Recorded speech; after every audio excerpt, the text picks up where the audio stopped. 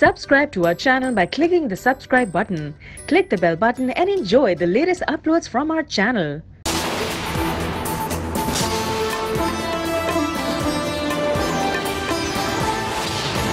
सीने में बहुत सारे राज, इतने राज हैं और मैं चाहता हूं कि मैं वो यहाँ कर दूं, खोल दूं। कौन कौन से राज हैं मियां साहब? क्यों छुपाए बैठे हैं? घुट घुट के मरने से बोल के कौम के सामने आइए। आपने तो कभी जमहूरियत की बहाली के लिए लड़ाई नहीं लड़ी। हम हैं बैठे, हम बचा लेंगे अपनी जमहूरियत को। वजीर आजम के गिर्द सियासी घेरा तंग। पीपल्स पार्टी के रहनुमा कमर जमान कायरा की गरज बरस। कहते हैं मियां साहब अभी भी वक्त है इस्तीफा दें। आपके सीने में बड़े बड़े राज हैं, कुछ तो बताएं। घुट घुट कर मरने से बेहतर है खुलकर सामने आ जाएं। ड्रामा अब मजीद नहीं चलेगा। जीआईटी की वीडियो चल गई तो मुंह दिखाने के काबिल नहीं रहेंगे।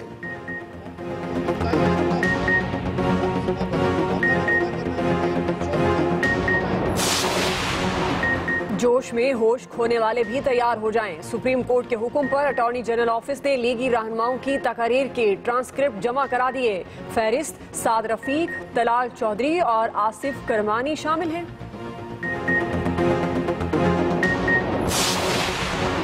शरीफ फैमिली के वकला ने जीआईटी पर एतराजात तैयार कर लिए। तमाम कानूनी रास्ते इस्तेमाल करने पर गौर।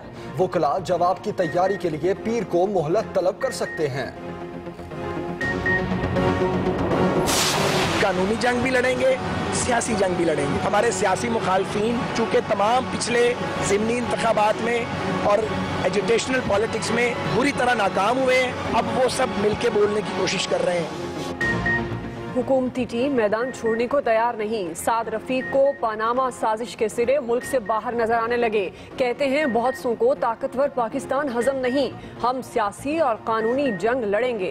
कानून का फैसला सबको मानना पड़ेगा। तौहीन अदालत नहीं की तो मुआफी किस बात की मांगू।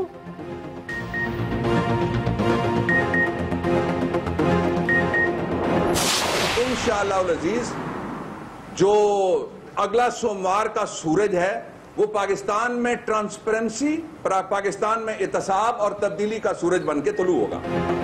कोई साजिश है तो वो कतर से आने वाले खतूत हैं। तहरीक इंसाफ के रहनुमा बाबर अवान की न्यूज कॉन्फ्रेंस। कहा नवाज ने एक नहीं 7 NRO किए। आरिफ अलवी कहते हैं कि बैरूनी साजिश का तासुर देना अपनी जमहूरी जिद्दोजहद की तजलील है। हुकूमत को फजलुर रहमान की भरपूर सपोर्ट हासिल। कहते हैं सुप्रीम कोर्ट से इंसाफ की तवक्को है, तहरीक इंसाफ की नहीं। सियासी कशमकश से किसी और को फायदा होगा, सियासतदानों को कुछ नहीं मिलेगा। रावल डैम इस्लामाबाद में जहर की मिलावट ने आबी हयात को खतरे से दो चार कर दिया। हजारों मछलियां मर गईं। मुकदमा नामालूम अफराद के खिलाफ दर्ज। पानी के टेस्ट के लिए मुतल्लिका इदारों को हिदायत। इंतजामिया एक दूसरे पर मलबा डालकर खामोश हो गई। रावल डैम में जहर किसने मिलाया? मछलियां पकड़ने और कश्ती रानी पर पाबंदी के बावजूद माफिया डैम तक कैसे पहुंचा? केमिकल कैसे लाया गया? किसी की नजर क्यों ना पड़ी? चेक क्यों ना किया गया? कई सवाल खड़े हो गए।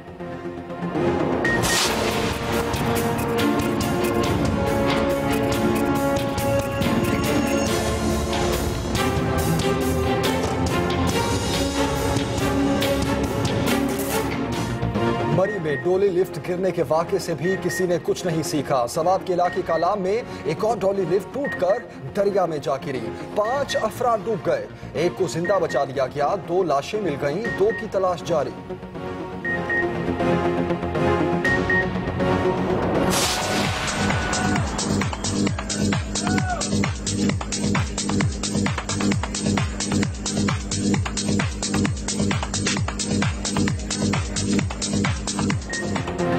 शहर शहर मानसून के बादल मंडलाने लगे।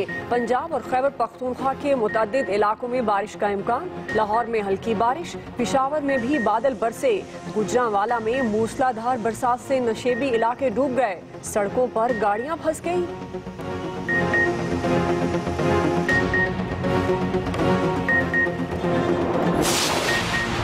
हालिया बारिशें भी कराची इंतजामिया पर लगी नाअहली की गर्द ना हटा सकी।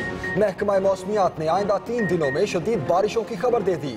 गुज्जर नाला जू का तू, सफाई ना होने से अतराफ के मकीनों को लाले पड़ गए। कराची में पीने के पानी में इंसानी फुजलात शामिल होने का इंकशाफ। डिप्टी एमडी वाटर बोर्ड ने वाटर कमीशन में एतराफ किया कि 19 मकामात पर सीवरेज लाइनें वाटर सप्लाई पाइप से मिली हैं। कोयटा में ट्रैफिक एहलकार को कुचलने वाले एमपीए मजीद अचकजई की जमानत मुस्तरद। मजीद अचकजई पर सार्जेंट के अलावा 1992 में भी एक और कत्ल का मुकदमा दर्ज है।